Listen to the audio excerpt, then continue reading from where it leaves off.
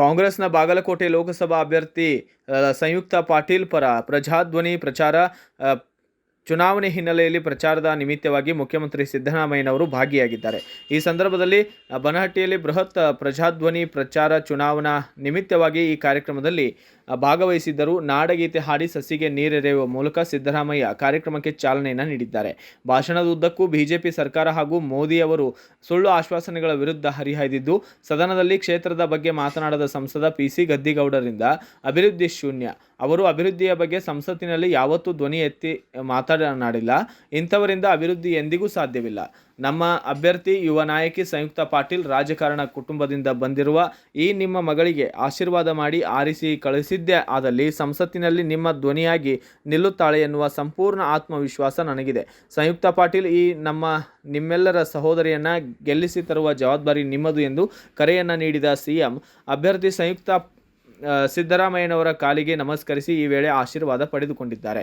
ಇದೇ ವೇಳೆ ಬಾದಾಮಿ ಭಾಗದ ಹಿರಿಯ ರಾಜಕಾರಣಿ ಶಿವರಾಯಪ್ಪ ಡಿ ಜೋಗಿನ್, ಪದ್ಮಜೀತ್ ನಾಡಗೌಡ, ಹಿಪ್ಪರಗಿ ವಕೀಲರು ಸೇರಿದಂತೆ ಅನೇಕರು ಇದೇ ಸಂದರ್ಭದಲ್ಲಿ ಮುಖ್ಯಮಂತ್ರಿ ಸಿದ್ದರಾಮಯ್ಯರವರನ್ನ ಪಕ್ಷದ ಮಾಲೆ ಹಾಕಿ ಕಾಂಗ್ರೆಸ್ ಪಕ್ಷಕ್ಕೆ ಸೇರ್ಪಡೆ ಮಾಡಿಕೊಂಡಿದ್ದು, ಅಭ್ಯರ್ಥಿ ವೇದಿಕೆಯಲ್ಲಿ ಮಾತನಾಡಿ, ಒಂದು ಅವಕಾಶ ಕೊಟ್ಟು ನೋಡಿ, ನಿಮ್ಮ ಜೀತದಾಳಾಗಿ ದುಡಿದು ನಿಮ್ಮ ಋಣ ಮುಟ್ಟಿಸುತ್ತೇನೆ, ಬಾಗಲಕೋಟೆ ಮತಕ್ಷೇತ್ರದ ಧ್ವನಿಯಾಗಿ ಸಂಸತ್ತಿನಲ್ಲಿ ಮಾತನಾಡುತ್ತೇನೆ ಎಂದು ಮತಯಾಚನೆಯನ್ನು ಮಾಡಿದ್ದಾರೆ.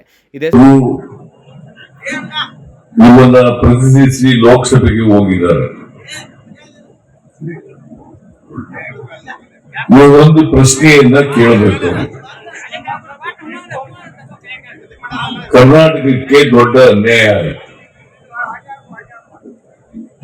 ತೆರಿಗೆ ಹಂಚಿಕೆಯಲ್ಲಿ ದೊಡ್ಡ ಅನ್ಯಾಯ. 15ನೇ ಹಣಕಾಸಿನ ಆಯೋಗ ಶಿಫಾರಸು ಮಾಡಿದಂತ ಅನುದಾನವನ್ನು ಕೊಡದೇ ಹೋದದ್ದು ದೊಡ್ಡ ಅನ್ಯಾಯ. ಅಪುಲ್ಪುತ್ರ ಯೋಜನೆಗೆ ಬಜೆಟ್ ನಲ್ಲಿ 5,300 ಕೋಟಿ ಕೊಡ್ತೀವಿ ಅಂತ ಹೇಳಿ ಕೊಡದೆ ಹೋದದ್ದು,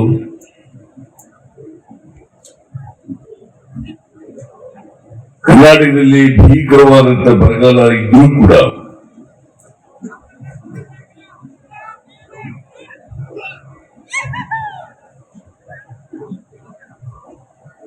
ಕರ್ನಾಟಕ ರಾಜ್ಯ ಸುಪ್ರೀಂ ಕೋರ್ಟ್ ನಲ್ಲಿ ಆದೇಶ ಪಡೆಯುವವರೆಗೂ ಕೂಡ ₹1 ಬಿಡುಗಡೆ ಮಾಡದೆ ಹೋದದ್ದು, ಇವುಗಳ ಬಗ್ಗೆ ಯಾವತ್ತಾರು ಕೂಡ ಗದ್ದಿಗೌಡರು ಪಾರ್ಲಿಮೆಂಟ್ ನಲ್ಲಿ ಮಾತಾಡಿದಾರ? ನೀವೇ ಯೋಚನೆ ಮಾಡಿ, ಈ ಪ್ರಶ್ನೆಯನ್ನ ಕೇಳಿ ಅವರಿಗೆ. ನೀವು ಯಾಕೆ ಮಾತಾಡಲಿಲ್ಲ? ನೀವು ಕರ್ನಾಟಕದ ಪ್ರತಿನಿಧಿಯಾಗಿ ಕರ್ನಾಟಕಕ್ಕೆ ಆಗಿರ್ತಕ್ಕಂಥ ಅನ್ಯಾಯವನ್ನು ಪ್ರಶ್ನೆ ಮಾಡಲಿಕ್ಕೆ ಸಾಧ್ಯ ಆಗದೆ ಹೋದ್ರೆ 25 ಜನ ಲೋಕಸಭಾ ಸದಸ್ಯರು ಬಿಜೆಪಿಯಿಂದ ಗೆದ್ದು ಯಾರಾದ್ರೂ ಒಬ್ರು ಬಾಯಿ ಬಿಟ್ರ? ನೀವು ಯೋಚನೆ ಮಾಡಿ. ಎಲ್ಲಾರು ಪತ್ರಿಕೆಯಲ್ಲಿ ಬಂದಿದೆಯಾ ಬಾಯಿ ಬಿಟ್ಟಿರೋದು ಅವರು? ನೀವು 25 ಜನ ಗೆಲ್ಲಿಸಿ ಕಳಿಸ್ಕೊಟ್ಟಿದ್ರಲ್ಲ, ಇವೆಲ್ಲ ಲೋಕಸಭೆಯಲ್ಲಿ ಕೂತ್ಕೊಂಡು ಒಂದು ದಿನ ಬಾಯಿ ಬಿಡ್ಲಿಲ್ಲ ಅಂತಂದ್ರೆ ಕರ್ನಾಟಕಕ್ಕೆ ದೊಡ್ಡ ಅನ್ಯಾಯ ಆಯ್ತಲ್ಲ. ಈ ಅನ್ಯಾಯ ಮುಂದುವರಿಬೇಕಾ? ಈ ಅನ್ಯಾಯ ಮುಂದುವರಿಬಾರದು. ನಿಮ್ಮ ಧ್ವನಿಯಾಗಿ ಪಾರ್ಲಿಮೆಂಟ್ ನಲ್ಲಿ ಮಾತಾಡ್ತಕ್ಕಂಥ, ಕರ್ನಾಟಕದ ಬಗ್ಗೆ ಮಾತನಾಡ್ತಕ್ಕಂಥವ್ರು ಲೋಕಸಭೆಗೆ ಹೋದ್ರೆ ನಮಗೆ ನ್ಯಾಯ ಸಿಗ್ಲಿಕ್ಕೆ ಸಾಧ್ಯ ಆಗ್ತದೆ. ಅದಕ್ಕೋಸ್ಕರ ಗದ್ದಿಗೌಡರನ್ನ ಈ ಸಾರಿ ನೀವು ಸೋಲಿಸಬೇಕು.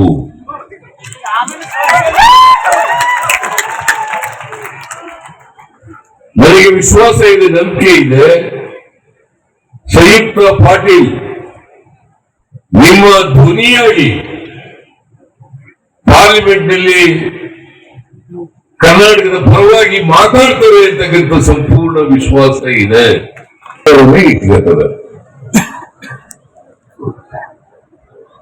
ಸುಮಾರು 1,83,000 ಕೋಟಿ ರೂಪಾಯಿ 15ನೇ ಹಣಕಾಸಿನಲ್ಲಿ ಬರಬೇಕಾಗಿದ್ದಂತ ಹಣ 15ನೇ ಹಣಕಾಸಿನಲ್ಲಿ ಬರೆದಿರುವುದು 1,87,000 ಕೋಟಿ.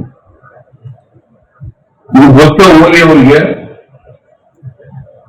ನಿಮ್ಮ ಗಡ್ಡಿಗೌಡರಿಗೆ ಗೊತ್ತಿದೆಯಾ? ಇದು 1,87,000 ಕೋಟಿ ರೂಪಾಯಿ ಅನ್ಯಾಯ ಆಗಿದೆ. ಗಡ್ಡಿಗೌಡ್ರೆ, ಯಾವತ್ತಾರು ಪ್ರಶ್ನೆ ಕೇಳಿದ್ದೀರಲ್ಲಿ ಇದನ್ನ ಅಸೆಂಬ್ಲಿನಲ್ಲಿ, ಪಾರ್ಲಿಮೆಂಟ್ ನಲ್ಲಿ? ಮತ್ತೆ ನಿಮ್ಮ ಧ್ವನಿಯಾಗಿ ಕರ್ನಾಟಕದ ಪ್ರತಿನಿಧಿಯಾಗಿ ಲೋಕಸಭೆಯಲ್ಲಿ ಇರ್ಬೇಕಲ್ಲ ನೀವು. ಕಳೆದ ಲೋಕಸಭಾ ಚುನಾವಣೆಯಲ್ಲಿ 25 ಜನ ಗೆದ್ರು ಬಿಜೆಪಿಯಿಂದ. 20 ಪಾರ್ಲಿಮೆಂಟ್ ನಲ್ಲಿ ಧ್ವನಿ ಎತ್ತಕ್ಕಂಥ ಕೆಲಸವನ್ನ ಮಾಡೇ ಮಾಡ್ತಾರೆ. ಅದನ್ನ 7ನೇ ತಾರೀಕು ಅವರ ಕ್ರಮ ಸಂಖ್ಯೆ 3, ಅವರ ಚಿಹ್ನೆ ಹಸ್ತ, ಬಟನ್ ಒತ್ತೋದ್ರ ಮೂಲಕ ಹಸ್ತದ ಗುರುತಿಗೆ ವೋಟ್ ಹಾಕಿ ಸಂಯುಕ್ತ ಪಾಟೀಲ್ ಅವರನ್ನ ಲೋಕಸಭೆಗೆ ಕಳಿಸಿಕೊಡ್ಬೇಕು ಅಂತೇಳಿ ನಿಮ್ಮಲ್ಲಿ ಅತ್ಯಂತ ಕಳಕಳಿಯಿಂದ ಪ್ರಾರ್ಥನೆ ಮಾಡಿ ನನ್ನ ಮಾತು ಮುಗಿಸ್ತೇನೆ. ಇದೇ ಸಂದರ್ಭದಲ್ಲಿ ಶಾಸಕ ಲಕ್ಷ್ಮಣ್ ಸವದಿ, ಸಚಿವ ಶಿವಾನಂದ ಪಾಟೀಲ್, ಮಾಜಿ ಸಚಿವ ಅಜಯ್ ಕುಮಾರ್ ಸರ್ನಾಯಕ್, ಮಾಜಿ ಸಚಿವ SR ಪಾಟೀಲ್, ವಿನಯ್ ಕುಲಕರ್ಣಿ ಸೇರಿದಂತೆ ಅನೇಕರು ಕೂಡ ಭಾಗಿಯಾಗಿದ್ದರು. Bureau report, Rajesh S Desai, Bharat Vaibhav News, Bagalkote. Thanks for watching. Read, discuss and debate with editor Dr. Yan Prashant Rao. Wanted reporters in print, digital and visual media for Bharat Vaibhav Daily Newspaper, BV News Channel and BV Fast Web News from all the talukas of Karnataka. If interested, send your resume to 9482633333.